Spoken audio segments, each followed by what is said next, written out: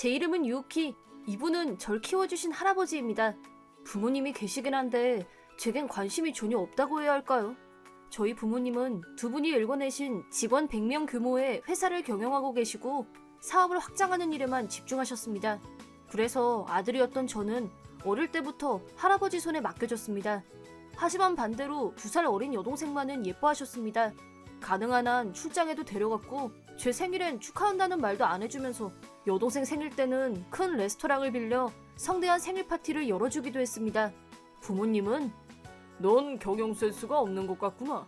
그럼 둘째 레나를 훌륭한 요조 숙녀로 키워서 우리 회사를 이어받을 능력 좋은 남자를 사위로 들이는 게 더 낫겠어요. 무슨 말을 하든지 부모님은 회사만 생각하셨습니다. 오냐오냐 자란 동생도 저를 오빠로 대해주지 않았어요. 가끔씩 제가 집에 갈 때면 너 살아있었구나? 할 일 없으면 나 대신 내 숙제나 좀 해줘. 네 숙제는 네가 해야지. 엄마, 아빠, 유키가 나 때렸어. 야, 내가 언제? 그 후 부모님께 흠씬 두들겨 맞았지만 예상한 일이었습니다. 이런 식이어서 집엔 거의 안 들어갔고 학교가 끝나면 곧바로 할아버지 집으로 가곤 했습니다. 하지만 저는 결코 외롭진 않았습니다. 저희 할아버지는 옛날부터 목욕탕을 해오셨는데 어릴 때는 할아버지 무릎에 앉아 제가 카운터를 보기도 했습니다. 유키, 우유 마실래? 응, 커피 우유로 주세요. 오, 우리 손주 다 컸구나. 유키, 아저씨랑 장기 한 판 둘까? 네. 단골 손님 중엔 나이 드신 분들이 많으셨기 때문에 모두들 저를 꼭 손자처럼 예뻐해 주셨습니다. 목욕이 끝나면 같이 놀아주시기도 하고 참 즐거웠는데 하지만 제가 고등학교에 입학하면서부터 단골 손님들의 건강이 차례로 나빠지셨고 목욕탕에도 못 오시게 됐습니다. 저희 역시 정말 쓸쓸했습니다. 그러던 어느 날 웬일로 부모님이 목욕탕을 찾아오셨는데 오시자마자 황당한 말을 꺼내놓으셨습니다. 아버지, 이 땅 좀 주세요. 목욕탕을 부셔서 여기에 고급 아파트를 지을 생각이에요. 부모님이 가져온 계약서를 읽어보니 2천만 엔에 부동산을 양도한다 라고 써 있었습니다. 고등학생이었던 저마저도 2천만 엔은 너무 싸잖아 라고 한마디 해주고 싶었습니다. 할아버지의 목욕탕이 있는 동네는 고급 주택가로 유명한 곳이었는데 이 정도 크기의 땅을 사려면 2천만 엔에 0을 하나 더 붙여야 됐습니다. 전 아들이잖아요. 2천을 주실 거죠? 이 돈으로 중고 아파트라도 사서 이제 노후 생활을 좀 즐기세요, 아버님. 저희도 나이 드신 아버지가 계속 일하는 걸 두고 볼 수만은 없어요. 야, 이 한심한 놈들아! 할아버지의 포효에 부모님은 엉덩방아를 찢고 말았습니다. 날 위해서라고? 너희들 속셈이 뻔히 다 보이는데 무슨 헛소리라는 게야? 아니, 저흰 정말 아버지를 생각해서. 그럼 여기 있는 유키를 좀 더 소중히 아껴주는 건 어떠냐? 그치만 유키는 저희보다 아버님을 더 좋아하는걸요? 그건 너희가 레나만 예뻐하고 유키는 차별하니까 그렇지. 유키가 몇 년을 우리 집에서 생일날을 보냈는진 아냐? 그건... 뭘 또 그걸 세고 앉아있어? 자기 자식을 공평하게 사랑해주지도 못하면서 대대손손 내려온 소중한 이 목욕탕을 물려줄 마음은 추호도 없다. 저희가 원하는 건 목욕탕이 아니라 이 땅인데. 난 더 할 말 없으니까 당장 나가! 할아버지한테 쫓겨나다시피 한 두 사람은 집으로 돌아갔지만 그렇다고 땅의 권리를 포기한 건 아니었습니다. 아무리 그래도 아버지가 죽으면 이 땅은 자동으로 저한테 상속될 겁니다. 그 전에 이 목욕탕이 안 망하길 바랄게요. 그 후 할아버지는 곧바로 저를 부르셨습니다. 유키, 미안하다. 말은 그렇게 했지만 솔직히 경영 상황이 좋지 않구나. 할아버지, 약해지시면 안 돼요. 단골 손님들이 건강을 다시 되찾으시면 여기도 분명... 다들 나이가 있으니 물론 이 할애비도 내가 죽으면 이 목욕탕도 끝나겠지. 그런 말씀 마세요. 제가 이을게요. 네? 그럼 부모님께 땅을 안 주셔도 되잖아요. 고맙구나. 넌 정말 착한 아이야. 그치만 유키, 이런 불량 채권 같은 목욕탕을 미래가 창창한 너에게 떠넘길 수는 없단다. 앞으로 몇 년이나 더 버틸 수 있을지 모르겠지만 목욕탕에 가고 싶단 친구가 있으면 언제든 데려오렴. 그렇게 말씀하신 할아버지는 주무시러 가셨습니다. 하지만 학교에 목욕탕에 데리고 올 만한 친구가 없었습니다. 사실 저희 부모님은 제가 고등학교 때부터 학비를 내주지 않으셨습니다. 그래서 저는 열심히 노력해 얻어낸 어느 사립고등학교의 학비 면제 장학생 자격으로 학교에 다니고 있습니다. 학교에는 비교적 잘 사는 애들이 많았습니다. 다들 목욕탕 같은 데는 가본 적도 없겠죠. 일단 제일 친한 친구한테 목욕탕 문화를 알려야겠다고 생각했지만 싸구려 물건만 쓰는 제겐 친구조차 없었죠. 이렇게 제 계획은 처음부터 절망적이었습니다. 그러던 중 어느 장면이 제 눈에 들어왔습니다. 야, 오크야, 똥내 나잖아. 그만해. 거기에 있던 건 같은 반 친구 부스지마 사쿠라와 그녀를 애워싸서 괴롭히고 있는 남자애들이었습니다. 그녀도 저와 마찬가지로 장학생이었지만 언제나 교실 구석에서 죽은 듯 조용히 지냈습니다. 쟤도 나와 같은 처지인가 보다 생각했던 게 떠올랐습니다. 너희들 이제 그만해! 저는 곧장 일진모리에게 갔습니다. 어? 뭐야 이 거지 새끼는? 똥내 나서 똥내 난다고 한 건데 뭐 잘못됐냐? 아무 냄새도 안 나거든? 거지 친구들이라 이 냄새를 못 맡나? 둘 다 똥내 나서. 유키, 아깐 고마워. 나 때문에 미안해. 괜찮아. 여자애한테 냄새 난다는 말은 너무 무례하잖아. 근데 그거 진짜야. 뭐? 우리 집엔 욕실이 없거든. 목욕탕을 가긴 가는데 그것도 이틀에 한 번밖에는. 데오드랑트 냄새를 없애고 오긴 하는데 그래도 냄새가 나나봐. 어제도 씻질 못했거든. 그 순간 제 머리가 번뜩였습니다. 사쿠라, 혹시 우리 집에 안 올래? 어? 우리 할아버지가 목욕탕을 하시거든. 근데 돈이... 목욕탕에 가고 싶은 친구가 있으면 데려와도 된다고 하셨어. 응? 같이 가자. 난감해하는 사쿠라를 거의 반강제로 할아버지 목욕탕까지 데려갔습니다. 할아버지, 이 친구가 목욕탕을 쓰고 싶대요. 너 여자친구구나. 이 녀석이 제법인데. 그런 거 아니에요. 저기 정말 괜찮을까요? 저 돈 없는데. 걱정 말고 천천히 씻고 나오거라. 사쿠라에게 대여용 수건을 주고 여탕까지 안내해줬습니다. 그리고 1시간 후 기분이 정말 개운해졌어요. 감사합니다.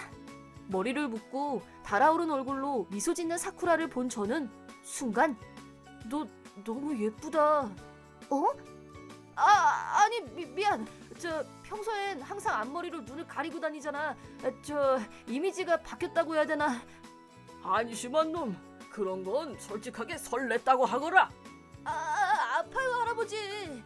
난 맨날 왕따만 당해봤지 예쁘다는 말은 들어본 적이 없거든. 그 머리 스타일이 더 잘 어울려. 그 녀석들이 사쿠라의 매력을 몰라보네. 바보 같은 녀석들밖에 없었구먼. 감사합니다. 목욕탕을 쓰게 해주신 것도 감사한데 이렇게... 이제 됐어. 있지 사쿠라, 나랑 게임 안 할래? 뭐가 엄청 많네? 단골 손님들이 우리 목욕탕에 기부해 주신 거야. 바둑이랑 장기, 트럼프의 인생 게임도 있어. 그 후 우리는 한동안 게임을 즐겼습니다. 너처럼 젊은 사람이 많이 와주면 할아버지 목욕탕도 안 망할 수 있을 텐데. 어? 여기 망하는 거야? 목욕탕이 없어지는 추세라 단골 손님들은 나이가 드셔서 이제 못 오게 되셨고 젊은 손님들은 계속 안 오니까. 진짜 좋은 목욕탕인데. 그렇게 말한 사쿠라는 잠시 생각에 잠겼습니다. 그러더니 유키, 우리가 여길 리뉴얼해보지 않을래? 뭐? 리뉴얼? 응, 요즘 슈퍼 리조트가 유행하고 있잖아. 이 목욕탕을 작은 리조트처럼 바꿔보는 거야. 생각지도 못한 제안에 저는 입을 다물지 못했습니다. 탕에서 씻다가 본 건데 여기 사우나 시설도 있지? 요즘엔 사용하는 사람이 없어서 꺼두고 있지만. 거길 디톡스 스페이스로 하자. 그녀의 제안에 저 역시도 아이디어가 샘솟기 시작했습니다. 저기 그럼 이 게임을 두고 누구나 가지고 놀 수 있는 장소를 만드는 건 어떨까? 그럼 목욕탕에서도 친구가 생길지도 모르잖아. 그것도 괜찮다.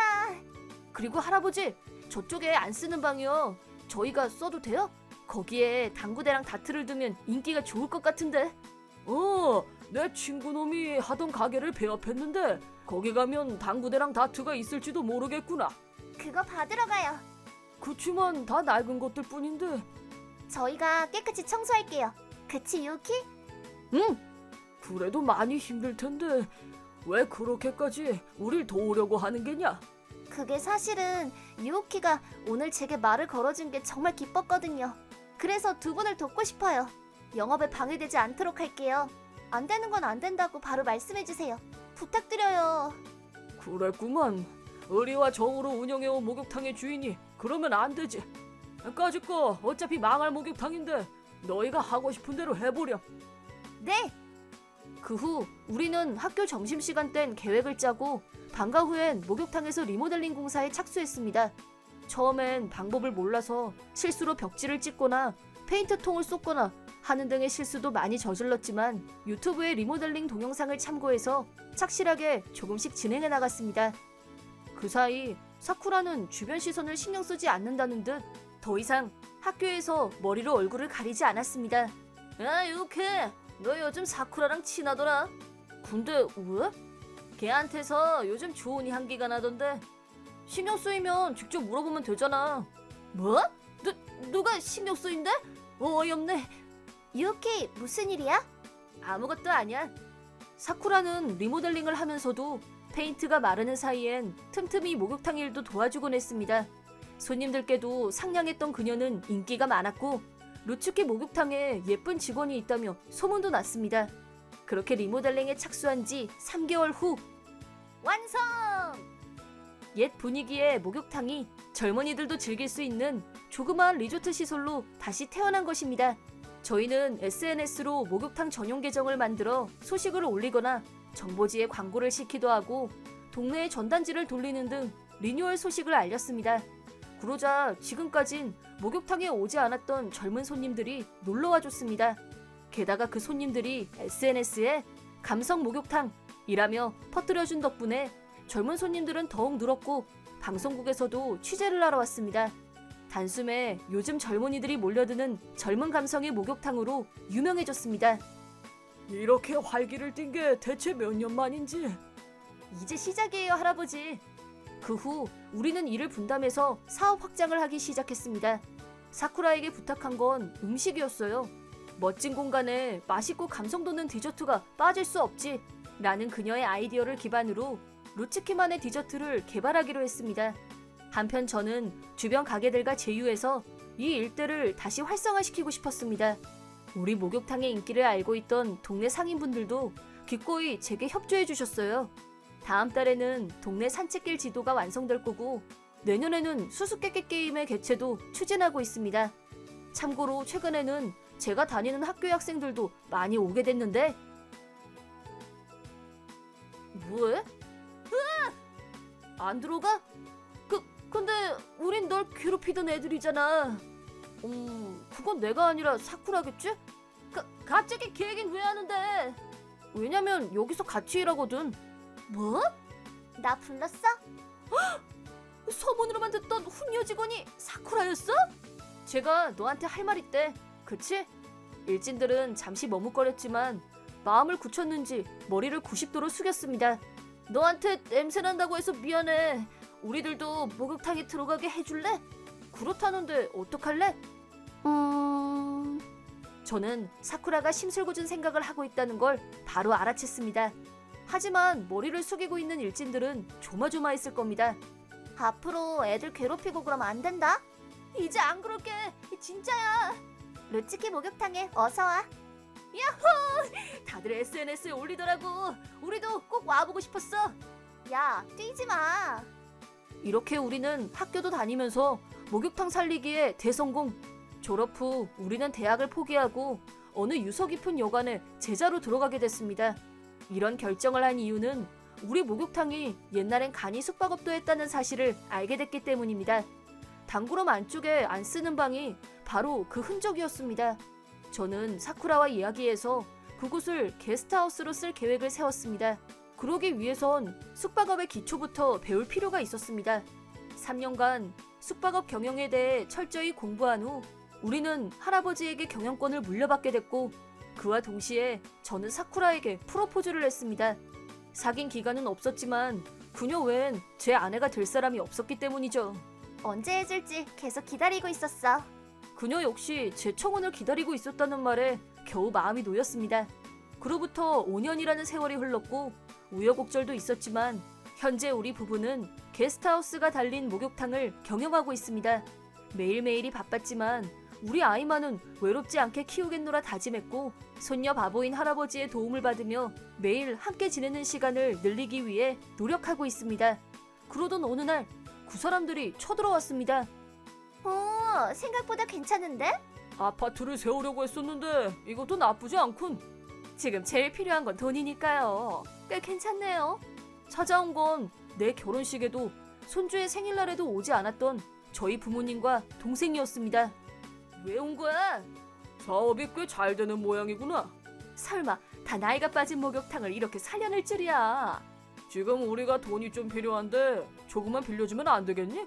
10년이나 날 버려두고 돈을 빌려달라고? 장난해 지금? 빌려달라는 게 아니고 그냥 달라는 거야.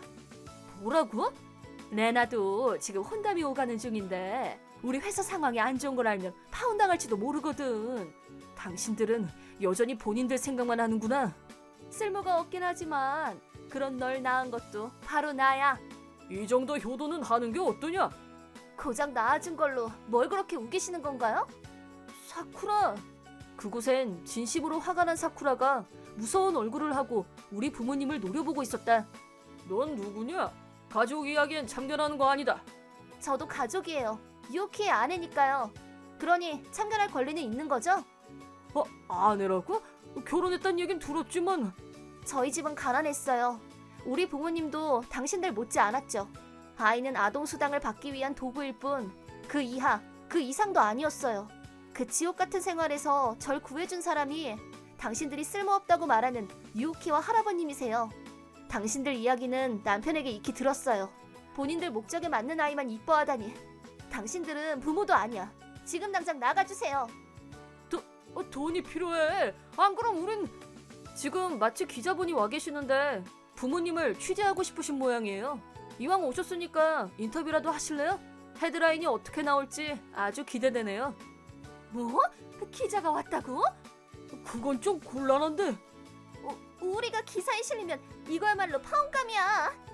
세 사람은 꼬리가 빠지게 도망가 버렸습니다. 기자가 왔다고? 아닌가? 그럴 줄 알았어. 이놈들아! 무슨 낯짝으로 여길 또 기어들어와! 이놈들 어디 갔지? 정중히 돌아가시라고 했어. 오, 그랬구만. 다음에 또 오면 내가 엉덩이를 걷어차줘야지.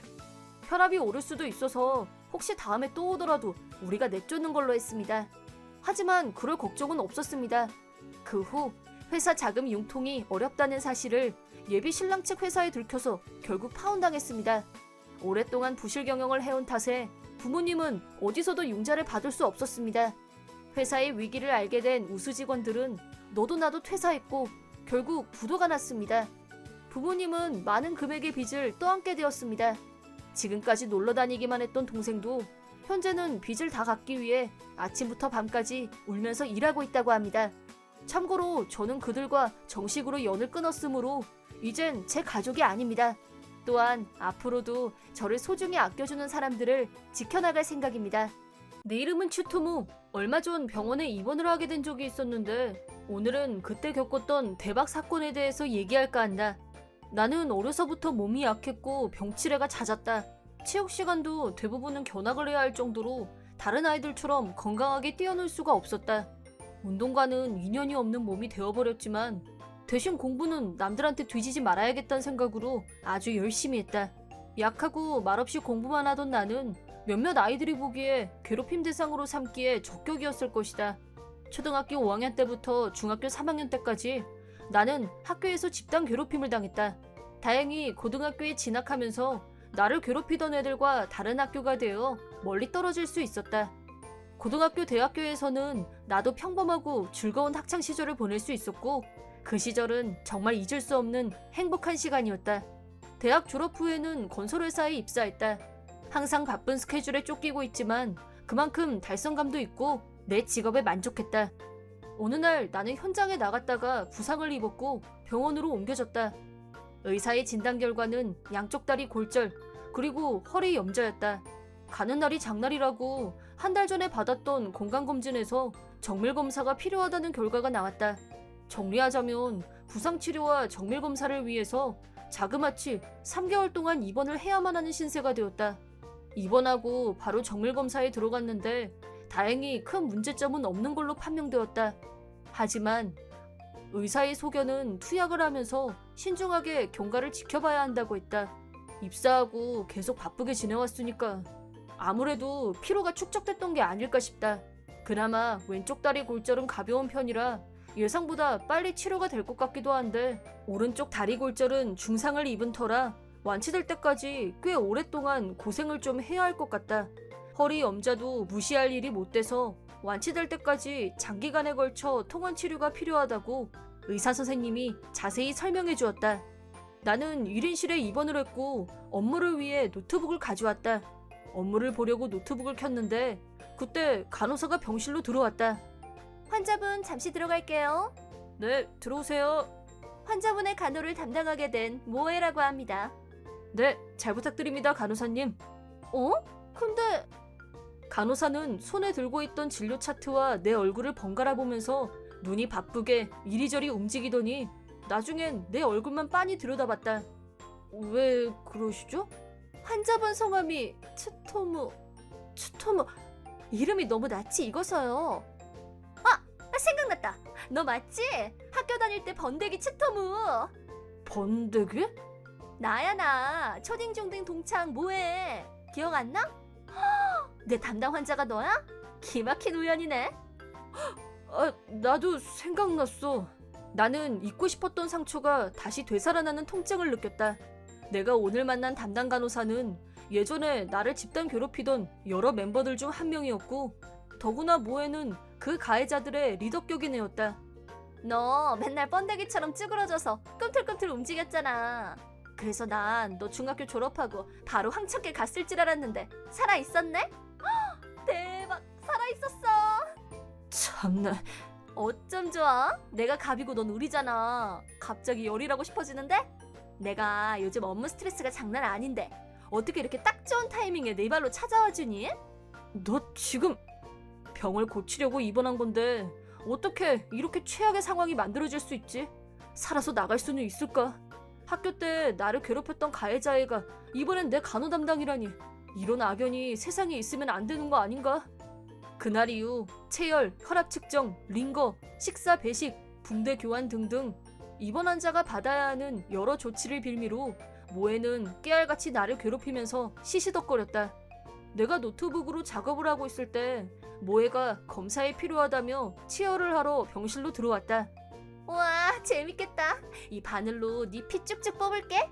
난 진짜 환자고 넌 진짜 간호사야. 재미로 할 일은 아니지. 병원 놀이도 아닌데. 즐기는 자는 열심히 하는 자가 못 따라온다며. 나는 네가 주사 바늘에 막 고통스러워하는 걸 즐기는 거지.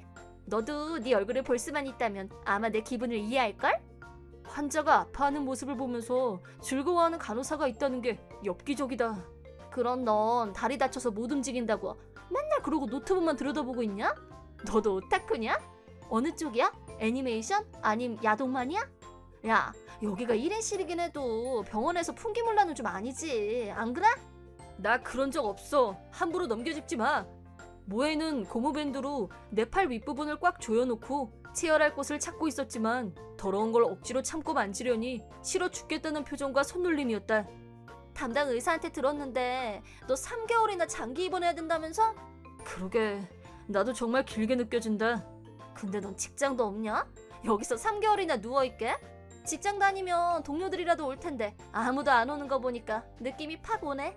저번에 보니까 할머니 한 명 오고 문병 오는 사람도 그걸로 끝이던데? 너 직장도 안 다니고 은둔형 외톨이 하고 있냐? 집에서 놀고 먹고 자고? 모에는 내 팔에 감았던 밴드를 다시 한번 조였다. 밴드가 너무 강하게 조여졌기 때문에 팔이 갑갑해지면서 통증이 전해졌다. 야, 은둔형 외톨이의 백수!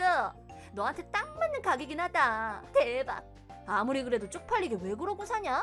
아, 모양 빠져. 모에는 드디어 체열할 수 있는 혈관을 찾았는지 주사기를 꺼내서 바늘을 꽂고 체열을 시작했다. 나는 주사 바늘을 싫어하는 편이라 바늘이 살 속을 들어가는 순간 얼굴을 옆으로 돌렸다. 환자분 체열 끝났어. 난 나중에 또 올게. 모에는 만족스러운 듯한 모습으로 내 병실에서 나갔다. 모에가 나가자마자 이모님이 병실로 들어왔다. 이모님의 이름은 하나. 하나 이모님은 우리 집 가사 도우미시고 어렸을 때부터 나를 키워주신 분이기도 하다. 부모님은 항상 바빴기 때문에 엄마 아빠 대신 헌신적으로 나를 돌봐주셨다. 하나씨, 어제도 오고 오늘도 왔네? 채토무 괜찮니? 병실에서 무슨 일 있었던 거야? 내가 좀 전에 밖에서 다 들었는데 그 간호사 뭐니? 그게 학대지 환자를 대하는 태도야? 좀 그렇지. 무슨 간호사가 환자한테 그렇게 해? 네가 누군 줄 알면 나중에 큰 코 다칠 텐데, 응? 하나 이모, 또 앵그리 게이지 상승한다. 나한테 뭔 일만 생기면 이런다니까. 심호흡 좀 하고. 내가 또 주책을 떨었네. 아무튼 집 걱정은 안 해도 돼. 내가 딱 버티고 있는데 집 걱정이야 할 필요 없고. 회사 일은 어떻게 하고 있니? 병실에서도 노트북은 쓸 수 있으니까 리모트로 중요한 건 처리하고 큰 지장은 없게 하고 있어. 참, 내 정신 좀 봐. 네가 도와줬다는 사람한테서 사죄를 꼭 하고 싶다고 또 연락이 왔는데 어떻게 할까? 그분 따지고 보면 부실 원인은 우리 쪽에 있었던 거라 사과받을 처지도 아닌데 내가 이렇게 크게 다치게 된 이유는 건설 현장에 있던 자재가 무너져 내렸기 때문이다. 그날 나는 대형 쇼핑몰 건설 현장에 직접 시찰을 나갔었다. 현장에서 눈으로 보면서 진척사항을 확인하기 위해서였다. 쇼핑몰에 입점하는 업주들, 무엇보다 이곳을 찾아올 고객들에게 보다 쾌적하고 편리한 곳으로 만들기 위해서는 현장에 나가서 확인하는 게 당연하다고 생각했다. 현장에는 건설 작업에 투입된 작업자들 이외에 쇼핑몰에 입점할 관계자들 여러 명이 현장 견학을 하고 있는 게 보였다. 우선 현장관리 감독자에게 진척사항을 보고받으면서 현장을 둘러봤다. 그때 무심코 자재들을 쌓아둔 곳으로 눈을 돌렸는데 자재들이 불안정하게 적재되어 있는 것이 영 신경에 거슬렸다. 그리고 바로 그 옆에서 태블릿을 만지고 있는 작업자가 눈에 들어왔다. 그때였다. 손쓸 사이도 없이 쿵하는 굉음과 함께 자재가 무너지기 시작했다. 작업자는 태블릿에 정신이 팔린 나머지 위험을 감지하지 못하고 있었다. 나는 주저없이 작업자를 향해 달려갔고 있는 힘껏 그 작업자를 밀쳐냈다. 하지만 나는 미처 피하지 못하고 무너져 내린 자재 더미에 다리가 깔리고 말았다. 그때 일은 내가 각오하고 달려들었던 건데 무슨 사과야. 엄밀히 따지면 건설 담당자들의 부주의에서 비롯된 일이고. 그렇긴 해도 그쪽은 그게 아닌 거지. 혹시라도 그 작업자한테 책임 추궁을 하거나 하는 일이 없게 잘 좀 말해줘 하나 이모. 알았어. 내가 집에 가서 네 뜻이 뭔지 잘 전달할게. 한 달 후 드디어 왼쪽 다리에 깁스를 풀었다. 하지만 오른쪽 다리는 아직 회복되려면 한참 더 시간이 필요했고 매일 재활치료를 받으며 열심히 몸을 움직였다. 너무 잘하셨어요. 많이 좋아지셨어요. 밝은 목소리로 옆에서 열심히 응원해주며 내 재활치료를 담당해주고 있는 사람은 물리치료사 사사야미 씨. 힘들지 않으세요? 너무 무리하는 것도 안 좋아요. 잠시 쉬었다가 다시 할까요? 아니, 괜찮아요. 조금만 더 하고 실래요? 재활은 장기전이에요. 천천히 몸 상태에 맞춰서 페이스를 조절하는 게 좋아요. 네, 그럼 잠깐 쉴게요. 사사야마 씨의 조언대로 잠시 의자에 앉아 휴식 시간을 갖기로 했다. 물을 한 잔 마시고 숨을 돌리고 나니 갑자기 피로가 몰려들었다. 사사야마 씨는 조용히 내 옆에 와서 말없이 수건을 내밀었다. 나도 모르게 심장이 조금 빠르게 뛰기 시작했지만 들키지 않으려고 애쓰면서 수건을 받아들었다. 치토무 씨는 너무 열심히 하시는 게 흠이라면 흠이에요. 열심히 하긴 했는데 그렇게 티났어요? 그럼요. 제가 트토무 씨 담당한 게 벌써 한 달째인데요. 그것도 모르겠어요? 티가 많이 났나 보네요. 실은 회사에 가면 부하 직원들이 여럿 있거든요. 근데 사고 때문에 갑자기 장기 입원을 하게 됐으니까 회사 걱정도 되고 하루빨리 복귀를 해야 한다는 생각에 저도 모르게 자꾸 조바심이 생기네요. 그렇구나. 회사 사람들이 걱정돼서 그렇게 열심히 하셨던 거네요? 남을 위해서. 그렇게 깊은 뜻까지는. 제가 느낀 대로 말하자면요. 치토무 씨는 항상 남 생각을 먼저 하는 것 같아요. 네. 제가 어렸을 때부터 몸이 많이 약했어요. 그래서 식구들이나 주변 사람들한테 걱정을 많이 끼치다 보니 그런 습관이 생겼나 봐요. 지금은 비록 아직도 많이 부족하지만 누군가에게 도움이 되는 사람이 되고 싶어서 열심히 일하는 거고요.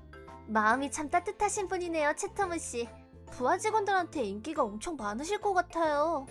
글쎄요, 그건 잘 모르겠는데 근데 제가 인복은 좀 많은 편이에요. 그거 하나는 정말 감사하는 일이죠. 하지만 너무 무리해서 재활치료를 하면 역효과가 난다는 거 꼭 기억하세요. 마음만 앞선다고 되는 게 아니니까 치료 공가를 보면서 딱 맞게 재활치료를 하기로 해요. 네, 잘 알겠습니다. 고마워요. 사사야마 씨가 열심히 도와주신 덕분에 제가 이렇게 꾸준히 재활치료를 하고 있는 거거든요. 그러니까 앞으로도 잘 부탁드려요. 네, 우리 같이 완치의 그날까지 파이팅! 며칠 후 나는 혼자서 목발을 짚고 걸을 수 있을 정도로 몸 상태가 호전됐다. 사사야마 씨는 여전히 걸을 수 있게 됐다고 해서 절대 무리하시면 안 돼요. 라고 각인시켜줬다. 조심조심 기분 전환 삼아 병원 안에 있는 매점에 간 나는 거기서 회사 동료인 지로우를 우연히 만났다. 지로우는 내가 입원해 있는 병원에서 건강진단을 받기 위해 왔다고 했다. 입원해 있는 병원이 여기였어요? 까맣게 몰랐어요. 일부러 비밀로 한 건 아니고 다들 걱정할까봐 미안해서 병원 이름은 일부러 말 안 한 거야. 그런다고 걱정을 안 할 사람이 어디 있어요? 현장 시찰 나갔다가 대형 사고 당하고 엄청 많이 다쳤다고 하지. 장기 입원해야 한다는 말 듣곤 다들 놀라서 다 같이 병문안이라도 가야 되는 거 아니냐고 난리도 아니에요. 마음만으로도 고맙고 여러 명이 한꺼번에 찾아오면 병원 측에서도 곤란해할 거야. 아무튼 모두들 많이 놀라고 걱정한다고 하니까 빨리 복귀해서 사원들한테 미안하다고 해야겠다. 미안은 무슨, 이렇게 살아있는 걸로 10년 감수했고요. 이제 건강히 복귀만 하시면 됩니다. 솔직히 그동안 너무 일에 몰두하셨잖아요. 재충전 시간으로 삼고 겸사겸사 좀 쉬세요. 그렇게 말해줘서 고마워. 지로우와 얘기를 하고 있을 때 모에가 매점 안으로 들어왔다. 아, 피곤해. 당 떨어져 죽겠네. 단 거. 헉! 지루? 뭐해? 뭐야? 너도 입원했어? 아니야, 난 회사 건강검진 때문에 왔어. 그럼 너는? 난 제 번데기 채통무 담당 간호사야. 쟤는 전화에 석 달이나 병원에 누워서 아무 일도 안 하는 백수야, 백수. 한심한 놈. 야, 너 뭐래? 두 사람 서로 아는 사이야? 네, 고등학교 동창이에요.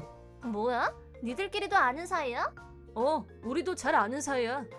중딩 동창이 간호 담당이 된 것도 신기한데 회사 동료하고 모해가 고딩 동창이라니. 세상은 넓고도 좁다더니 그 말이 정말 실감났다. 지로우는 나한테 다시 이렇게 말했다. 모해가 혹시 무슨 민폐 끼치고 그러지는 않았어요? 그 정도는 아니야. 너무 걱정하지 마. 그럼 난 이만 병실에 가서 쉬어야겠다.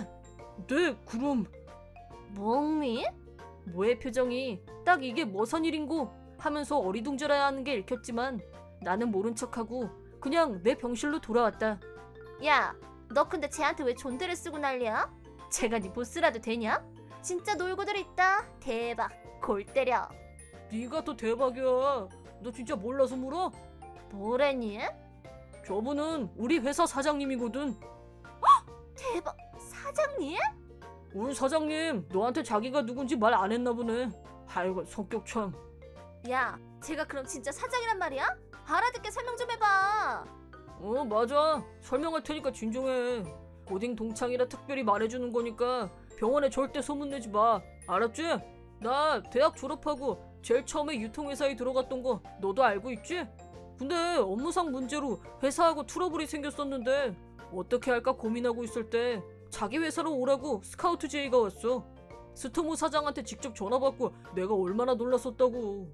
처음 만났을 때 사장님이 내 얘기를 열심히 경청해주는 모습에 반해서 지금 일하는 와시마 건설로 재취업하게 된 거야. 와시마 건설? 그 회사 유명하잖아. 그냥 유명한 정도가 아니라 건설업 쪽에서는 최고로 치는 데 아니야? 근데 걔가 거기 사장이라고? 야, 알았으면 걔는 그만하지. 그냥 유명한 게 아니라 역사와 전통이 있는 회사야. 선대 사장님들도 훌륭했지만 현 사장님은 특히나 더 뛰어난 경영 능력을 가지신 분이야. 거기다 인성도 훌륭해서 평사원들한테도 겸손하고 갑질이라고는 1도 없는 동갑이지만 존경할 만한 분이야. 난 정말 몰랐었어. 내가 걱정돼서 하는 말인데 너 우리 사장님한테 함부로 그랬다가는 나도 우리 회사도 가만히 안 있을 거니까 그런 줄 알아. 현타 제대로다. 이게 말이 돼? 그 번데기 같은 게 와시마 건설 사장이라고? 그런 결론은 그 자식이 엄청난 부자란 얘기네? 나 뭐 한 거니? 옛날 버릇대로 조금 가지고 논 것뿐인데 이제 나 어떡해?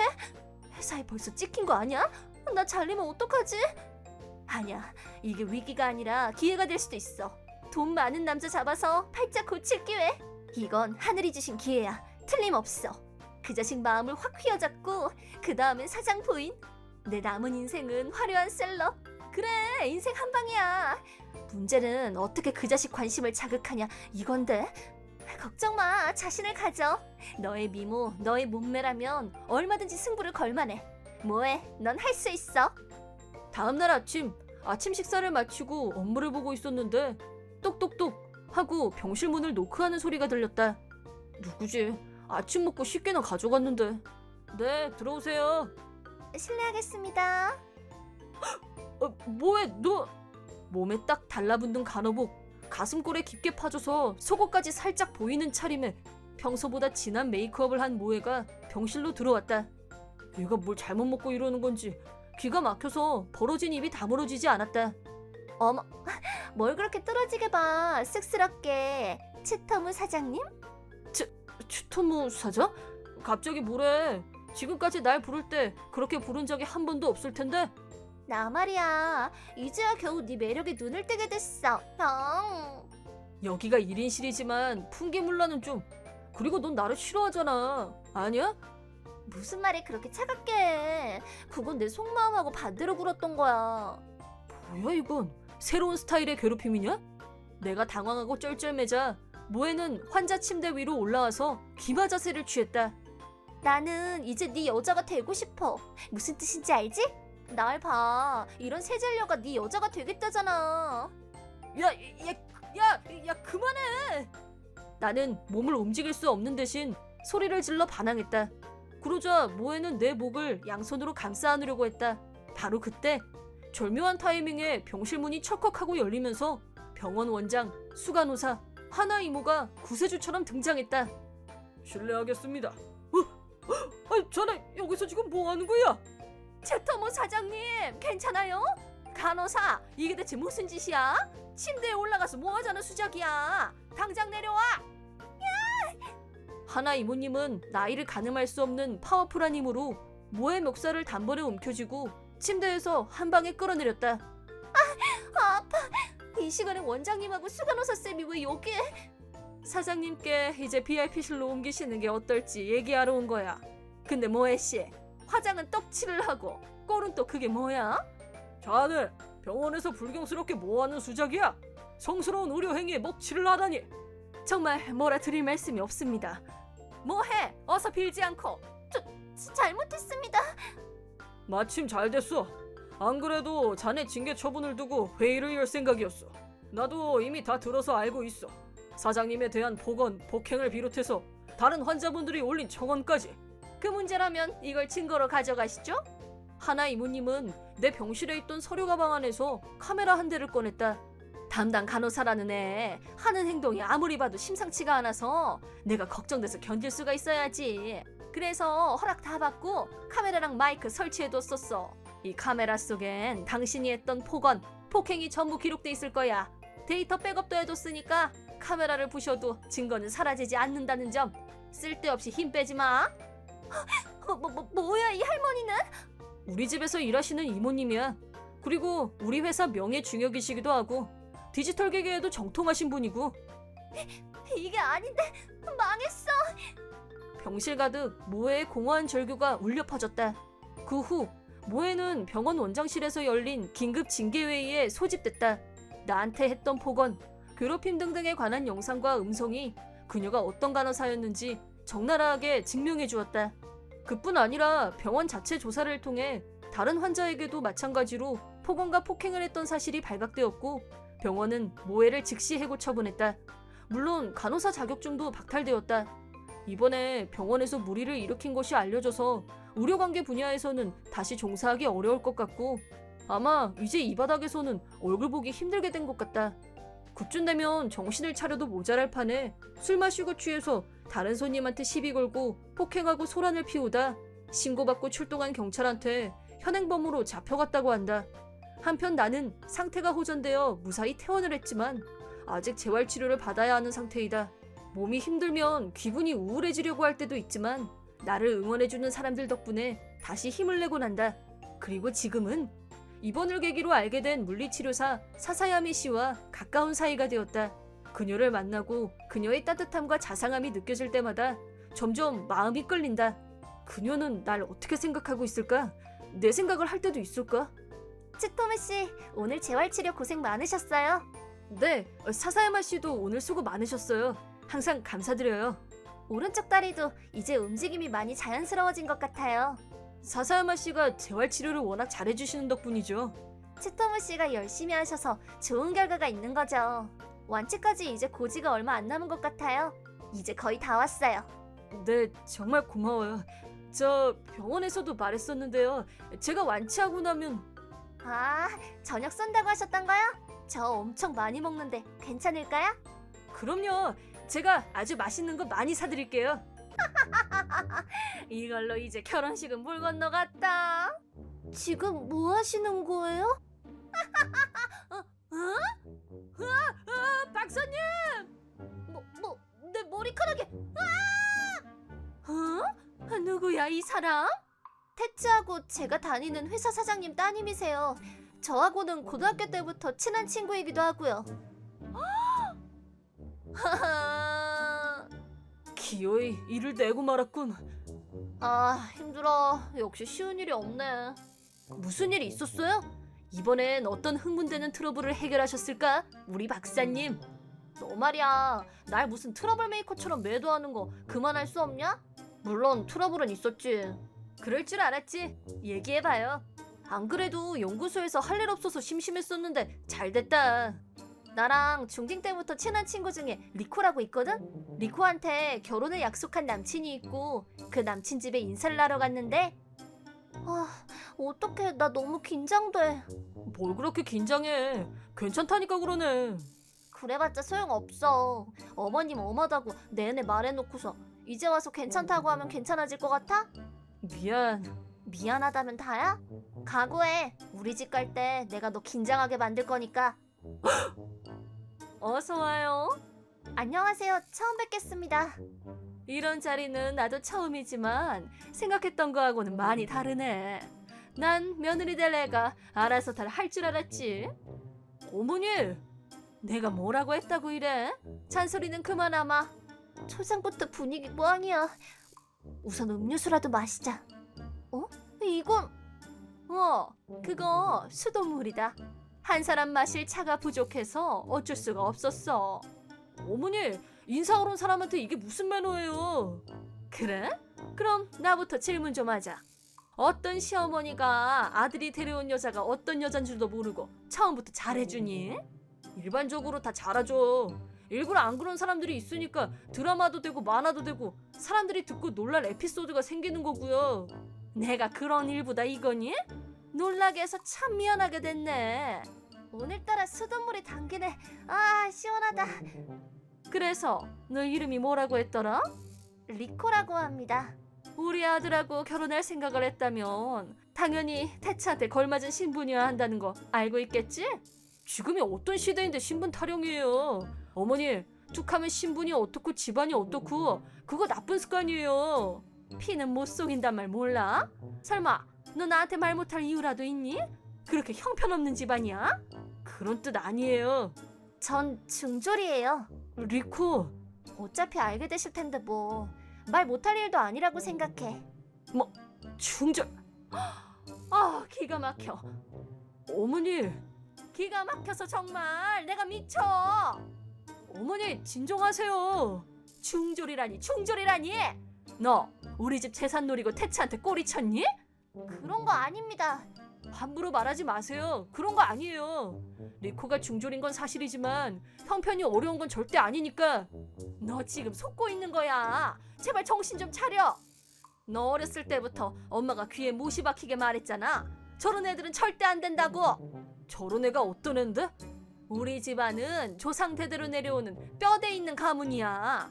결혼은 반드시 우리 집안에 어울리는 영특한 애하고 해야 된다고 했잖아. 리코가 얼마나 똑똑한데 착하고 배려심 있고 지구상에 저런 여자는 다시 없을 거야. 태츠. 아, 머리야. 아주 홀려도 단단히 홀렸구나. 넌 저렇게 가방끈 짧은 애를 대체 어디서 만났니? 회사에서. 말이 되는 소리래. 중졸이 너네 같은 대기업을 무슨 재주로 들어가? 속일 걸 속여, 이 모자란 놈아. 거짓말이 아니라 사실이에요. 아, 더 한마디도 듣고 싶지 않아. 너 만약에 쟤하고 결혼하면 부모 자식의 연은 그날로 끝이니까 그런 줄 알아. 그렇게까지 하실 만큼 제가 마음에 안 드세요? 그걸 말이라고 해? 너한테서 제대로 된 자식이나 나오겠어? 한 푼이나 안 나오면 다행이지. 너무하세요. 네, 어머니 생각은 충분히 알았어요. 예, 그래? 네 아버지한테는 비밀로 해둘 테니까 넌 어서 쟤나 빨리 정리해. 아니요, 전 안 헤어져요. 그 대신에 이 집안하고 연을 끊겠습니다. 왜 그래? 가족이잖아. 이제부터는 리코 네가 내 가족이야. 어머니는 무슨 말을 해도 이해 못할 거고 이해하려고 하지도 않을 거야. 앞으로 어머니를 생각하지도 않을 겁니다. 세게 나오겠다 이거지? 네 아버지가 많이 실망하실 거다. 넌 오늘 선을 넘었어. 설령 네가 잘못했다고 빌어도 절대 이 집에 다시 못 들어온다는 것만 알아둬. 네, 그렇게 하세요. 유산도 필요 없고 이 집과 관련된 모든 것에서 전 빼세요. 다른 형제들끼리 나눠 가지라고 하세요. 나도 너같이 멍청한 자식 둔 적 없다고 치고 살 거니까 그렇게 알아. 당장 내 집에서 나가. 리코, 가자. 태츠. 내가 말했었잖아. 이런 분들이라고. 이런 상황이 오면 나는 널 선택할 거라고 말했었잖아. 응.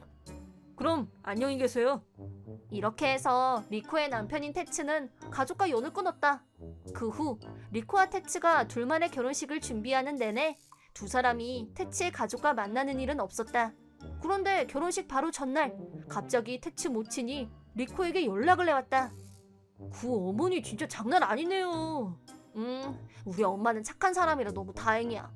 그런데 박사님은 이 일을 어떻게 알게 된 거예요? 그거야 리코가 답답하다면서 하소연을 하니까 알았지.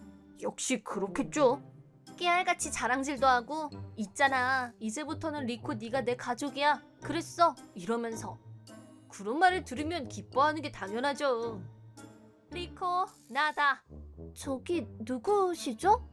태츠 엄마 루미코다. 지난번 일은 내가 좀 심했다. 사과하려고 연락한 거야.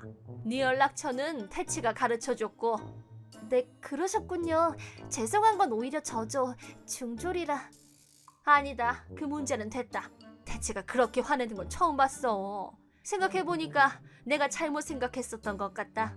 아니에요, 그런 거. 너희들 내일이 결혼식이지? 나도 가도 되겠니? 그럼요, 당연히 오셔야죠. 안내 담당한테 성함 말씀하시면 돼요. 예, 정말 고맙다. 넌 지금 집에서 쉬고 있는 거니? 아니요, 결혼식장이에요. 체크할 게 있어서요. 여기는 결혼식 전날에 숙박도 할 수 있어요. 어머나, 요즘은 그런 결혼식장이 있니? 난 그런 얘긴 처음 듣는다. 어떤 곳인지 나도 한번 가보고 싶다. 그럼 시간 되시면 여기 오실래요? 어머, 그래도 되니?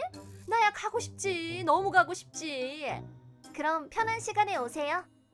오늘 보니까 어머님도 이제 나를 인정해 주시려는 것 같아 너무 다행이야. 글쎄, 나는 영 불안한데. 뭐가 불안해?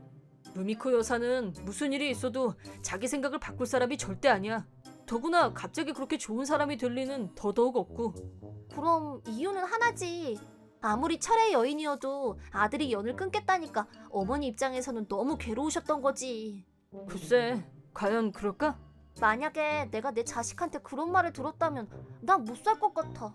나도 너한테 한 말이 다 진심이고 진짜 생각이 바뀐 거면 좋겠다.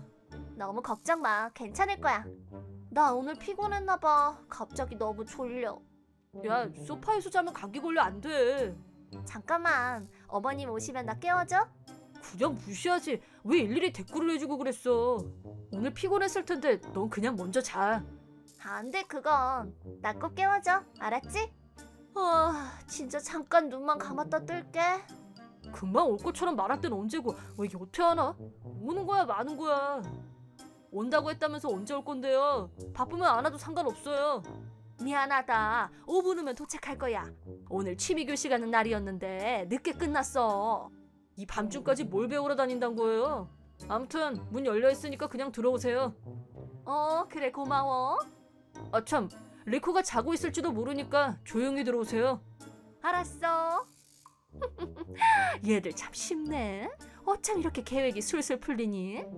내가 그런 물건을 며느리로 순순히 받아들일 것 같아? 이렇게 분풀이라도 해야 내 직성이 풀리지. 안 그럼 난 못 살아. 어서 오라고 문까지 활짝 열어놓고 멍청한 것들. 니들은 나한테 안 돼. 거실에 불 켜져 있네. 들키지 않게 조심해서 침실로 들어가자. 아주 골아 떨어졌네. 아이고. 그래, 피곤할 만하지. 아주 세상 모르고 자네. 얘부터 잠자는 공주는 마녀한테 잡아먹히는 법이다. 짜잔, 이발기. 이걸로 이 물건머리를 빡빡 밀어버리고 쩍 팔려서 어디 결혼식에 나오나 어디 보자. 저거 드레스잖아. 이왕 칼을 뽑았으면 확실하게 드레스까지. 어머님 너무 늦으시네. 나 이제 잠도 다 달아났어. 전화 걸어볼게. 침실 쪽에서 무슨 소리 들리는 것 같지 않아? 그런 것도 같고. 이게 무슨 소리야?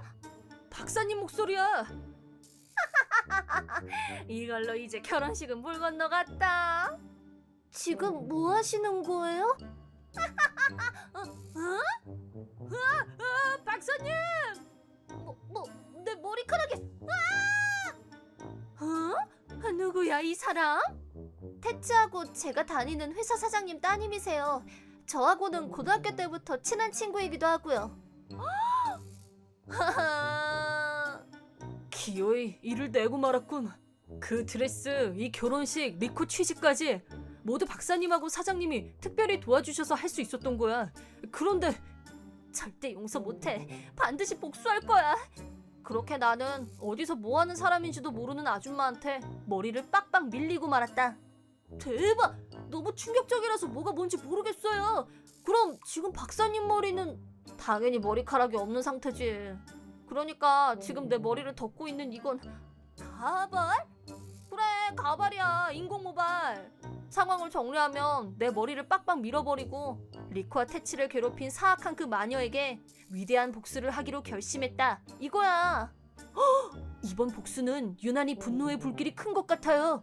그럼 현재 상황을 확실하게 짚고 넘어가기로 하죠. 우선 어째서 사장 딸인 내가 여기 있는지부터. 누가 그런 거 궁금하대? 누가 바로 꺼내준댔어. 그쪽한테도 관계 있으니까 잠자코 들어. 나와 리코는 중학교 때 같은 반이 되면서 알게 됐다. 리코는 집안 사정으로 고등학교에 진학을 못했고 집이 이사할 날도 정해져 있었다. 하지만 리코는 성적이 전교 1등인 우등생이었다. 교내뿐 아니라 전국에서 1등을 한 적도 있는 천재였다. 그에 비해서 집안 환경도 좋고 아무 걱정 없는 나는 공부를 아주 못했다. 나는 자연스럽게 리코를 친구지만 존경했다. 그런데도 리코는 중졸로 끝날지도 모르고 나처럼 고등학교도 대학도 못 가게 된다. 이건 너무 불공평하지 않나? 그런 생각이 줄곧 내 머릿속에 맴돌았었다. 그 후 나는 대학을 졸업했고 연구자로 일자리도 찾았다. 그러던 어느 날 너 박사 아니니? 너 리코 맞지? 어느 날 정말 우연히 길거리에서 리코를 다시 만났다. 중학교 졸업 후 처음이었다. 그랬구나. 결국 그 회사에 취직을 안 했구나. 지금은 연구자로 일해. 연구가 돈이 참 많이 들더라. 힘들어. 나도 학력이 중졸이다 보니까 취직 자리를 못 구해서 고생 많이 했었어. 사실 지금 회사도 월급은 별로야. 그냥 참고 다녀. 그렇구나. 언젠가 내가 번 돈으로 고등학교도 가고 대학교도 가고 싶은데 정말 꿈이야, 꿈. 공부가 너무 하고 싶어. 리코, 너는 옛날부터 똑똑하잖아. 옛날에 아무리 똑똑했으면 뭐해. 그러게, 진짜 똑똑한 너는 중졸이고 나 같은 애가 연구자라니 진짜 말도 안 돼. 너 왜 그래? 난 그렇게 생각 안 해. 아니, 불공평해. 리코, 너 대학 가자. 내가 지원할게. 내가 너 꼭 대학 보낼 거야. 뭐래, 말이 되는 소리래. 농담도 선이 있다. 난 진심이야. 넌 정말 썩히기 아까운 우수한 인재야. 내가 보장해. 그러지 마. 대학 등록금이 얼마나 비싼데. 방법이 있어. 네가 우리 아빠 회사에서 일하면 다 해결돼. 야, 그건 낙하산이잖아. 나 그런 거 싫어. 그럼 거사를 치르고 입사를 할까? 먼저 대학에 가서 졸업을 하고 우리 회사에 들어가는 건 어때? 응. 너도 동의한 거다? 네가 있어야 할 자리는 지금 거기가 아니야. 넌 더 높이 날아야 돼. 그 후 리코는 사장인 우리 아빠와 직접 만났고 내 예상대로 우리 아빠도 리코의 두뇌 회전 속도와 넘치는 센스에 탐복했다. 두말할 거 없이 그 자리에서 즉시 채용이 결정됐다. 처음엔 본인이 불편해했지만 시간이 지나면 지날수록 리코의 업무 능력은 빛을 발했다. 역시 리코는 뛰어난 능력을 가진 아이였다. 그런 와중에 리코와 테츠 두 사람이 만나게 된 것이다. 뭐야, 또 둘이 같이 있는 거야? 니들 진짜 잘 어울려. 그냥 사겨라. 박사님하고 리코 씨는 예전부터 친구였다면서요? 내가 친구 덕에 인생이 바뀐 케이스죠. 리코, 테츠는 완벽한 낙하산으로 입사했어. 인정합니다. 뭘 그렇게까지. 처음엔 그랬을 수도 있지만 사실 따지고 보면 나도 마찬가지긴 해. 테츠 아버지는 중력들 중에서도 정말 고집 세고 자기 주장이 강해서 우리 아빠도 감당하기 힘들어해. 근데 신기하지? 아들하고 아버지가 이렇게 딴판일 수가 있나? 정말 배려심 있고 친절한 성격이지. 내가 진짜 그래? 내가 형제들이 많거든. 부모님이 나를 방치해서 키워서 그럴지도 몰라. 나한테 부모님이 반면교사 저렇게 되지 말자 그랬었어. 아이고 기특하네. 그런 의미에서 낙하산 입사 동지들끼리 그냥 연애해. 야, 너 갖다 붙일 걸 붙여. 니들 만약에 결혼하게 되면 결혼식은 나한테 맡겨? 세상 근사하게 해줄 테니까. 혼자서 북치고 장구치고 뭐하니? 그런 일이 있었지. 그럼 사장님이 이 애를 그렇게 높이 산다는 거야? 그런 얘기 미리 했으면 나도 이렇게 반대 안 했을 거 아니야. 그거야, 어머니가 남의 말을 끝까지 안 들으니까 그런 거죠. 그렇다면야 나도 이 결혼 대찬성이다. 둘이서 앞으로 행복해라. 잠깐, 어디서 지금 내빼려는 거야? 내가 당신을 곱게 보내줄 것 같아? 내가 지금부터 진짜 재밌는 거 가르쳐 줄게. 재밌는 거? 당신 남편이 우리 회사 중역간부로 있는 거 맞지? 그런데 최근 들어 유난히 사치스러운 생활을 하더라고. 틈만 나면 골프 여행 가고 정치인들한테 접대는 왜 그리 많은지. 그거야 본인 자유지. 왜 트집을 잡아? 우리 아빠가 당신 남편 자금줄을 조사했는데 역시나 당신 남편이 쓰는 돈은 캥기는 데가 한둘이 아니고 수상쩍은 구석이 마구 나온 거지. 그게 무슨 엉터리 같은 소리야. 수상쩍은 돈으로 지금까지 호의호식하고 사치 부리면서 살아왔잖아. 머지않아 심판의 날이 올 거야. 그렇게 되면 당신은 남의 집안 타령, 신분 타령은 두 번 다시 입에도 못 올리게 될걸? 말도 안 돼. 그러지 말고 예정을 생각해서 한 번만 봐줘요. 우리 아들이 범죄자 아들이 되는 일만은 막아줘요, 제발. 그건 걱정할 필요 없어. 당신 아들 테츠는 당신 가족하고는 두 번 다시 안 보기로 이미 얘기 끝났잖아. 안 그래? 두말하면 잔소리지. 우리한테 은인인 박사님 머리를 저렇게 만든 것도 모자라서 이날을 위해서 특별히 준비한 드레스를 걸레로 만들고, 거듭 말하지만 당신들은 이제 부모도 모두 아니야. 똑똑히 잘 들었지? 저 드레스 그리고 내 머리 그 외 기타 등등 당신이 저지른 만행에 대해서 남김없이 모조리 싹 다 고발할 거야. 각오해. 비리덩어리 당신 남편하고 같이 생지옥에서 살게 해줄게. 두 번 다시 그 낯짝 우리 앞에 내밀 생각하지 마. 다 부셔버릴 거야. 박사님, 정말 미안하게 됐어요. 이런 일이 벌어질 줄은. 네가 뭘 잘못했다고 사과래. 잘못한 사람이 누군지 우리 다 똑똑히 알잖아. 그렇긴 하지만 어머니를 아무 의심도 없이 여기로 오게 한 책임도 있고, 이 정도면 회사를 그만둬야 할 정도로. 뭐래니? 이 문제하고 회사가 뭔 상관이 있다고. 전 그렇게 미안해 죽겠으면 그 마음까지 보태서 리코를 행복하게 해줘. 박사, 우리 알잖아. 직업, 집안, 학벌 이게 다가 아니고 우리 잘난 집안에 좋은 학벌이 있어도 인간이 되는 게 먼저라는 거. 나는 마음이 바르고 따뜻한 사람하고 같이 일하고 싶고 그런 사람들이 회사에 있길 바래. 또 그런 사람들이 행복했으면 좋겠어. 고마워 박사야. 오케이, 우리 이제 좀 자자. 내일 빅 이벤트가 있잖아. 그래? 그리하여 나는 가발을 급구해서 결혼식에 참석. 드레스는 결혼식장에서 급 대여로 해결. 파란만장한 비하인드를 극복하고 리코는 세상에서 가장 아름다운 신부의 모습으로 서 있었다. 두 사람은 영원히 사랑할 것을 맹세합니까? 맹세합니다. 그럼 이제 언약의 키스를 세상 열정적으로 부탁해요. 근데 박사 네가 왜 신부님 자리에 서 있는 거야? 머리도 깨끗하고 내가 여기 서면 분위기도 살 것 같아서. 너 이거 오버야.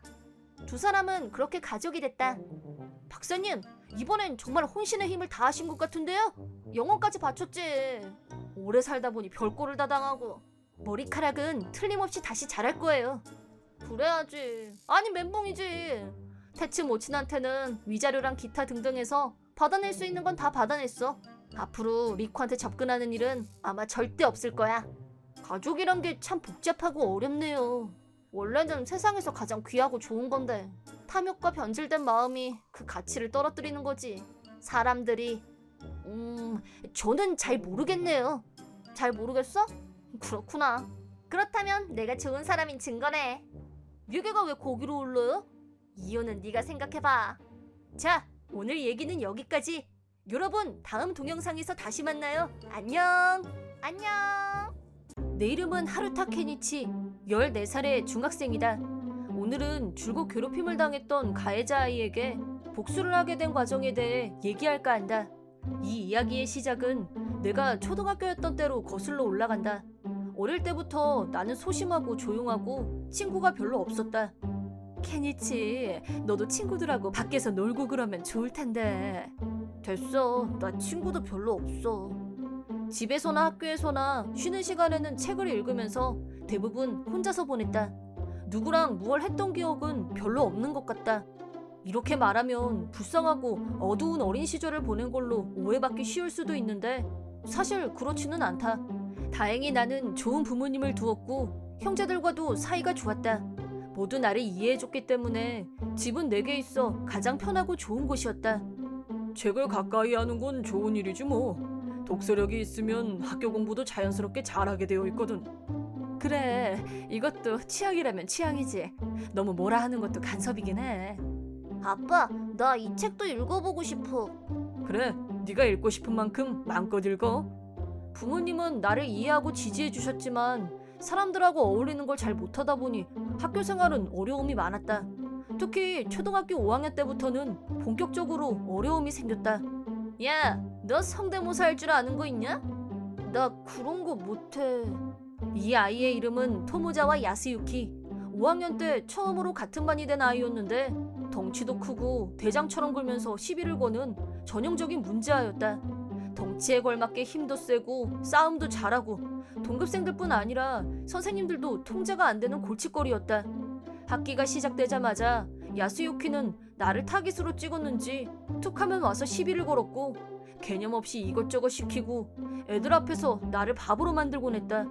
그 중에서도 가장 괴로웠던 것은 나를 프로레슬링 연습 상대로 삼아 가지고 노는 것이었다. 어디서 보고 와서 그걸 그냥 흉내내는 거였는데 육체적으로나 정신적으로나 고통스러웠다. 야, 아파 그만해. 넌 이 정도도 못 참냐? 약해 빠져가지고 좀 참아. 하지만 주변에서는 남자애들끼리 엎치락뒤치락 장난을 치는 걸로 보였는지 선생님들도 뻔히 보면서도 내가 괴롭힘을 당하고 있다는 걸 눈치채는 어른이 없었다. 무관심했고 아무런 주의도 주지 않고 그냥 지나쳐갔다. 나는 아프다, 그만해라. 필사적으로 도와달라는 신호를 보낸 거였는데 내가 일방적으로 괴롭힘을 당한다는 걸 알아챈 어른은 학교에 없었다. 사는 게 괴로웠고 학교에 가는 것도 정말 싫었다. 하지만 그런 나에게 도움의 손길을 뻗어준 사람이 있었다. 방과 후 공원에서 야스유키 패거리에게 괴롭힘을 당하고 있으면 아자, 다음은 코브라 트위스트! 제발 부탁이야, 그만해! 애원하다시피 그만하라고 했지만 야스유키는 아랑곳하지 않고 레슬링 기술을 나한테 쓰려고 했다. 야, 그만해! 싫다고 하는 소리 안 들려? 미도리! 그 손 지금 안 놓으면 선생님한테 말할 거야. 같은 반인 미도리가 나타나서 나를 도와줬다. 미도리는 자기 의견이 확실한 아이였고 남자애들도 함부로 못하는 기가 센 여자애였다. 나도 기가 센 여자애는 좀 무서워하는 편이었다. 하지만 미도리는 어려움에 처한 사람을 모른 척하지 않는 선한 마음을 가졌고 내가 괴롭힘을 당하고 있는 걸 보면 주저하지 않고 달려와서 나를 도와주는 고마운 존재였다. 매번 도와줘서 고마워, 미도리. 싫으면 싫다고 더 세게 말해야지. 그렇게 살살 말해서는 들은 척도 안 해. 나와 미도리는 바로 옆집에서 살았고 아주 어릴 때부터 같이 놀면서 자란 소꿉친구였다. 친구가 거의 없는 나한테는 유일한 친구라고도 할 수 있는 특별한 존재이기도 하다. 내가 언제까지 너 따라다니면서 도와줄 수는 없잖아. 우리 아빠가 그러는데 조금 더 잘하면 여자애들은 남자애들한테 힘으로 이길 수 없다고 했어. 그러니까 네가 나보다 더 강해져야 널 지킬 수 있어. 시간이 흘러 우리는 중학생이 되었다. 그리고 중학생이 된 후로 나는 중대한 결심을 하게 되었다. 중학교 입학 기념으로 가족끼리 외식을 하던 자리에서 나는 이렇게 선언했다. 나 복싱 배울 거야.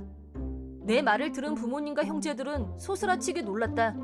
그거야 매일 집안에서 책만 보던 애가 갑자기 격투기를 하겠다고 했으니 다들 허를 찔린 기분이었을 것이다. 평소에 격투기에 관심이 있었던 건 절대 아니다. 다만 어떤 일을 계기로 강해져야겠다는 의지가 뜨겁게 솟아났다. 놀라긴 했지만 아빠는 박수까지 치면서 응원해 주셨다. 좋은 생각이네. 복싱 배워둬서 손해볼 일은 없어. 하긴 남자면 주먹을 단련해둘 필요가 있지. 쇳불도 당김에 빼랬다고 곧바로 아이들도 가르치는 권투장을 알아보고 바로 등록을 했다. 케니치, 얼마 전에 너네 엄마 우연히 만났는데 너 복싱 배운다며? 진짜야? 진짜. 도장에 등록까지 다 했어. 갑자기 뭔 바람이야? 너랑 복싱이랑 매치가 안 돼. 이유가 뭐야? 대단한 이유가 있어서는 아니고 내가 워낙 운동 부족이잖아. 어쩜 말하는 게 딱 아저씨냐? 그리고 운동이 하고 싶으면 축구도 있고 농구도 있고 많잖아. 왜 하필 종목이 격투기야? 나도 여러 가지 고민 끝에 내린 결론이야. 여러 가지 생각 뭐? 뭘 자꾸 캐물어. 복싱 배우는 게 나쁜 일은 아니잖아. 나쁘다는 게 아니라 그냥 영 미스터리라서. 특별한 이유는 없으니까 더 이상 캐묻지 마. 복싱을 배우겠다는 선언은 미도리로서는 도저히 납득이 안 됐던 건지 걱정하는 눈치였지만 나의 결심은 이미 확고했다. 그리고 트레이닝 첫날 도장에 들어서자 심장이 쿵쾅쿵쾅 뛰었다. 모르긴 해도 엄청나게 혹독하게 연습할 텐데 나처럼 바람 불면 날아갈 것 같이 생긴 애는 여기서 바보 취급을 받을 거란 생각에 위축되기도 했다. 하지만 앞으로 나를 지도해줄 타테야마 트레이너와 첫 대면을 했을 때 복싱에 흥미를 가져줘서 고맙다. 서두를 필요 없고 기초 훈련부터 차근차근 배워가기로 하자. 타테야마 트레이너는 역시 운동으로 다부지게 단련된 몸이었고 인상도 좋고 성격도 자상한 분이었다. 덕분에 바싹 얼어있던 몸에서 긴장이 풀렸다. 힘들다기보다는 의외로 즐겁게 첫 연습을 마쳤다. 한 가지 더 의외였던 것은 생각했던 것보다 복싱의 매력에 쉽게 빠져들었다는 것이다. 거칠기만 한 운동인 줄 알았는데 머리도 써야 되고 심플하게 스트레스 해소에 그만인 운동이었기 때문이다. 또 매일 연습을 얼마나 열심히 했는지가 몸에 그대로 나타난다는 것을 알았다. 기본적으로 마른 체형인 건 변함이 없었지만 맨몸 상태에서 보면 몸에 근육이 점점 단단해지는 것을 실감할 수 있었다. 도장에 다닌 지 반년 정도 지나서 처음으로 아마추어 대회에 참가할 기회를 얻었다. 물론 내 실력으로는 첫 경기에서 탈락만 안 했으면 하는 수준이었지만 처음으로 시합에서 이겼을 때의 기쁨은 두고두고 잊을 수 없을 것 같다. 부모님이 내가 우승이라도 한 마냥 눈물까지 흘리는 모습을 보고 대체 지금껏 내 걱정을 얼마나 했으면 저럴까 싶어서 괜히 마음이 짠해왔다.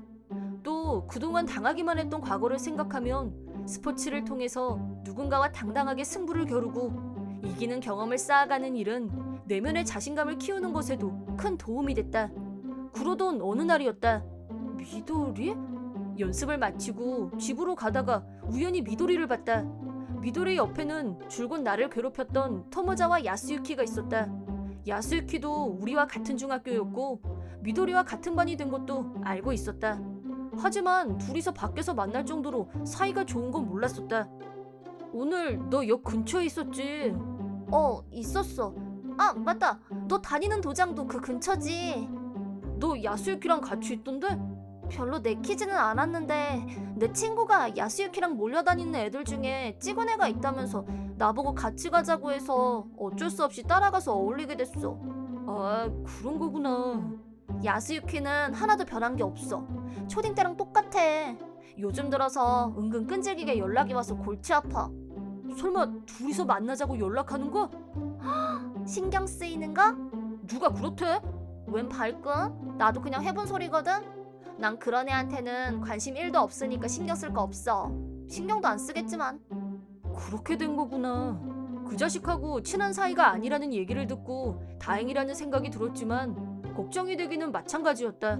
미도리는 기가 센 성격은 변함이 없었지만 중학생이 되고 나서 갑자기 예뻐지기 시작했다. 얼굴이 예쁘다 보니 남자애들 사이에서 인기가 많다는 얘기는 나도 소문으로 들어서 알고 있었다. 하지만 야스유키까지 미도리에게 관심을 가질 줄은 몰랐었다. 나한테 있어서 누구보다 소중한 친구인 미도리가 그런 폭력적인 놈하고 사귀는 꼴은 내 눈에 흙이 들어가더라도 절대 용납할 수 없었고 반드시 막아야 한다는 사명감에 불타올랐다. 하지만 미도리가 누구와 사귀는 것 같지는 않았고 나와 미도리는 한결같은 소꿉친구 사이로 지내면서 중학교 2학년이 됐다. 이 자식 초딩 때부터 완전 약해 빠져서 나한테 꼼짝도 못했어. 반항도 안 하고 열나 재미없어. 운 나쁘게도 2학년에 올라와서 야스유키와 또 같은 반이 되었고 하나도 달라진 게 없는 태도며 말투로 매일 나를 괴롭혔다. 복싱을 시작한 뒤로 자신감이 생긴 덕분인지 친구는 전보다 많아졌지만 어디까지나 예전에 비해서 좋아진 정도였다. 초등학교 때의 일이 트라우마가 된 건지 여전히 야스유키가 앞에 있으면 위축되는 기분이 들었다. 이렇게 바보처럼 굴 거면 뭐하러 복싱을 배웠냐고 나 자신에게 화를 내는 날이 늘어갔다. 그러던 어느 날, 그날은 방과 후에 대의원 회의가 있어서 학교에 늦게까지 남아 있었는데 깜빡하고 교실에 두고 온 물건이 생각나서 가지러 갔다. 야, 대체 왜 싫어? 글쎄 싫다는데 왜 자꾸 그래? 어려운 부탁하는 것도 아니고 게임센터 같이 가자는 것뿐인데 뭘 그렇게 튕겨? 난 게임 안 좋아해. 싫다는데 왜 자꾸 물고 늘어져? 야스유키가 미도리를 붙잡고 놓아주지 않는 것 같았다. 단순히 데이트를 신청하는 거라면 내가 뭐라고 욕할 일은 아니지만 야스유키와 몰려다니는 애들 여러 명이 합세해서 미도리를 중심으로 삥 둘러앉아 있는 게 거슬렸다. 저 상황에서는 미도리가 빠져나갈 수도 없을 거고 제 아무리 기센 미도리라고 해도 겁을 먹고 있는 게 느껴졌다. 나는 아무렇지도 않게 교실로 들어갔고 미도리, 미안, 많이 기다렸지. 내가 너무 늦었다. 마치 우리 둘이 약속이 있었던 것처럼 살짝 연기를 냈다. 미리 짠 건 아니었지만 서로 눈빛만 보면 아는 소꿉친구인지라 미도리도 금세 내 의도를 알아챘고 그럴싸하게 받아쳤다. 아니야, 괜찮아. 빨리 가자. 오늘 너네 집에서 초밥 파티하기로 했잖아. 그렇게 은근슬쩍 이 위기를 넘어가 보려고 했었는데 교실에서 나가려는 내 팔을 야스유키가 거칠게 잡았다. 야, 너 거기서! 너 지금 내가 미도리랑 얘기 중인 거 안 보여? 얘기 다 끝난 거 아니었어? 미도리가 싫다고 대답했잖아. 그래서 가도 된다고 생각했는데? 내가 전혀 밀리는 기색 없이 대답을 하자 성질이 났는지 야스유키의 말투가 거칠어지기 시작했다. 내가 소문으로 듣자하니 너 요즘 복싱 도장 다닌다면서? 파김치처럼 축 처져 있는 게 주제도 모르고 복싱은. 야, 복싱이 만만해? 초딩 때부터 줄곧 무시하고 괴롭히던 내가 강하게 나오자 상당히 기분이 상한 것 같았다. 나한테 반항하면 어떻게 되는지 제대로 가르쳐줄 때가 온 것 같다. 어? 그렇게 말하더니 나를 억지로 잡아 끌어서 아무도 없는 교실로 데리고 갔다. 이러지 마. 폭력은 안 돼. 시끄러워. 여자는 빠져. 니들 미도리가 여기 못 들어오게 망 잘 보고 있어. 미도리가 내 편을 들자 다른 애들을 시켜서 미도리를 애워싸게 시켰고 아무도 자기를 방해 못하게 했다. 얼떨결에 맞짱을 떠야 되는 상황이 전개됐다. 더구나 어찌된 영문인지 동아리 활동을 하던 애들이 소란이 난 걸 알아차리고 구경을 하러 우리 주위로 몰려들었다. 이대로라면 선생님들이 곧 달려올 게 뻔한데 이왕 이렇게 된 거 어디 주먹 솜씨 좀 보자. 뭐해, 덤비라니까. 야스유키는 완전히 나를 무시하고 있었다. 이번에 같은 반이 된 후로도 우리 둘 사이에 힘 관계는 전혀 변한 게 없었으니까 그럴 수밖에. 하지만 나는 그 순간 큰 결단을 내렸다. 그리고 야스유키의 얼굴을 향해 가볍게 잽을 날렸다. 결과는 명중. 야스유키는 내 주먹이 어느 방향으로 가는지 전혀 몰랐을 것이다. 구경꾼들도 웅성거리기 시작했다. 설마 내가 야스유키를 한 방에 쓰러뜨릴 거라고는 아무도 예상하지 못했을 테니까. 첫 펀치는 살짝 맛보기였기 때문에 큰 충격은 아니었겠지만 야스유키의 눈빛이 아까와는 달라진 게 느껴졌다. 선방을 먹고 쓰러지는 치욕을 당하자 완전히 흥분해서 얼굴에 피가 쏠린 야스유키는 이 자식이 어디서 겁도 없이 까불고 지랄이야! 소리를 빽빽 지르면서 나를 향해 달려들었다. 아무래도 나보다 체격이 큰 사람이 달려들면 위압감이 들긴 하지만 야스유키 펀치는 쉽게 간파되는 텔레폰 펀치였다.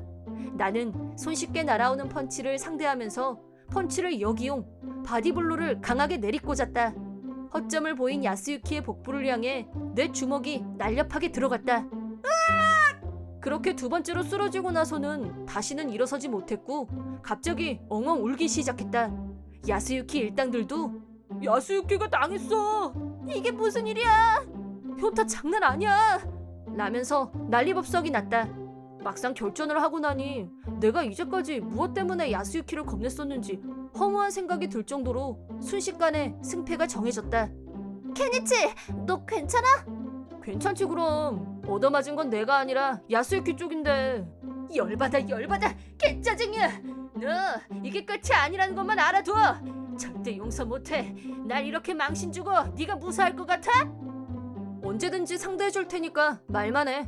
네가 언제쯤 나한테 이길지 기대된다. 내 말이 끝나자 야스유키는 얼굴이 새빨개져서 애들이 없는 쪽으로 냅다 달리기 시작했다. 억울하겠지만 지금은 나한테 대들 상황이 아닐 테니까. 잠시 후 소란을 감지한 선생님이 달려오셨고 아이들이 모두 흩어졌다. 우리도 겨우 집에 갈 수 있었다. 너 오늘 보니까 장난 아니더라. 대체 언제 그렇게 힘이 세졌어? 너무 우회였어. 나도 야스유키가 생각보다 너무 쉽게 쓰러져서 의외였어. 네가 처음 복싱을 시작한다고 했을 때는 그걸 할 수 있을까 싶었는데 의외로 적성이 맞았나 봐. 오늘은 상대가 약치여서 내가 강해 보인 거야. 오, 자신감 장난 아님. 난 그냥 팩트를 얘기하는 거야. 나 아직도 궁금한데 복싱 배울 생각을 어떻게 하게 된 거야? 또 그 질문이야? 너무 갑작스럽게 시작했으니까 그렇지. 네가 나한테 그랬잖아. 내가 뭘? 우리 초딩 때 세계 챔피언 됐던 복싱 선수 기억해? 네가 그런 남자가 네 스타일이라고 그랬잖아. 너 그걸 기억하고 있었어? 응. 그리고 네가 여자애들은 언젠가 남자애들한테 힘으로 못 이기게 된다면서 나더러 너보다 강해지라고 했잖아. 그래서 복싱을 꼭 해야겠구나 그렇게 생각했어. 미도리는 점점 예뻐졌고 여자다워졌지만 나한테는 소중한 소꿉친구이고 미도리도 나를 이성으로 느끼거나 하지는 않았을 거라고 생각했었는데 이 사건으로 인해서 우리 둘 사이에 갑자기 변화가 생기기 시작했다. 특별히 약속하지 않아도 항상 같이 집에 갔고 밤마다 라인으로 대화를 나누고 그리고 3학년으로 올라가기 직전 어느 날 나는 앞으로 고입 준비로 바빠지겠지만 난 네가 좋아. 원하는 고등학교에 합격하면 정식으로 나랑 사귀어줄래? 뭐래니? 합격할 때까지 왜 기다려? 지금 당장 사귀자. 근데 나는 너랑 사귀면 너무 흥분돼서 공부가 눈에 안 들어올 것 같아서. 네가 그런다고 공부 안 할 타입이니? 그건 내가 보장한다. 우리 열심히 공부해서 일지망학교에 꼭 합격하자. 힘들 때 좋아하는 사람이 옆에 있으면 힘이 나잖아. 네 말이 맞아. 고마워. 이렇게 해서 우리는 서로의 마음을 확인하고 사귀는 사이가 되었다. 부모님들끼리도 잘 알기 때문에 우리 사이를 대환영해 주셨다. 이 다음에 결혼하면 가족이 된다면서 어른들이 더 흥분하는 분위기였다. 우리 이제 겨우 중학생인데 어른들 너무 앞서가지 않냐? 뭔 생각들을 하는지. 나는 그런 생각으로 너랑 사귀는 건데 넌 아니었네? 대박. 앞으로 잘 부탁해, 미래의 낭군님. 우리는 매일 조금씩 서로를 더 좋아하면서 달달한 하루하루를 보내고 있다. 학교에서도 우리는 공식 커플이고 뒤에서 뭐라고 하는 애들도 아직은 없다. 어쩌면 내가 그날 야스유키와의 대결에서 맛보인 펀치가 강렬한 인상을 남긴 덕분에 더 이상 나를 괴롭히려 드는 무모한 애들이 나타나지 않았다는 게 나의 생각이다. 야스유키는 그동안 내 앞에서 그렇게 맘대로 까불더니 결국 내 펀치에 KO를 당하고 나서 학교에서 놀림을 받는 신세로 전락하고 말았다. 따르던 똘마니들도 모두 떠나고 한쪽 구석에서 쓸쓸하게 학교 생활을 보냈었는데 아마 자기가 저지른 짓이 있다 보니 창피해서 견디기 힘들었던 것 같다. 학교를 자주 빠졌고 그러다 언제부턴가 아예 학교에 나오지 않았다. 어느 날 야스유키 엄마가 우리 집으로 찾아와서 네가 애들이 다 보는 앞에서 야스유키를 괴롭혀서 우리 애가 이렇게 됐어. 너 내가 고소할 거야. 라면서 소란을 피우고 간 적이 있는데 그건 적반하장입니다. 긴 시간 동안 괴롭힘을 당한 건 개니치였어요. 많이 힘들어했었고요. 저희도 학교에 항의를 하려고 몇 번 마음을 먹었었는데 그럴 때마다 우리를 말린 건 개니치였어요. 문제를 키우고 싶지 않다면서.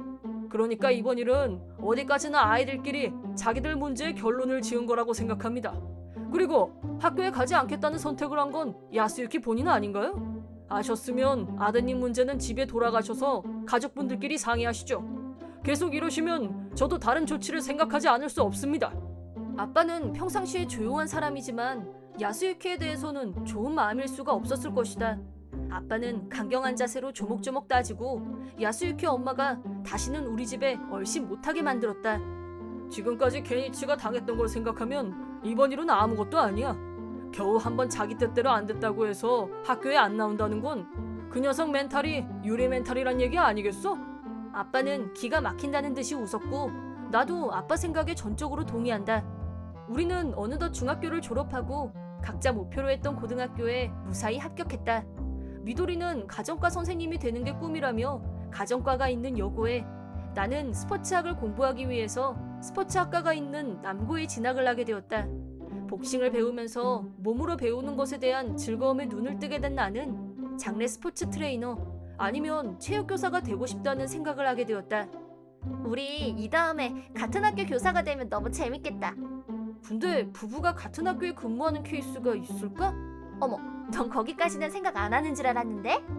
아니, 난 뭐 그냥... 우리 나중에 진짜 재밌는 일 많겠다. 우리들의 미래에 어떤 일이 펼쳐질지 아직은 알 수 없지만 자신의 꿈을 향해서 최선을 다하고 서로를 응원하자고 다짐해본다.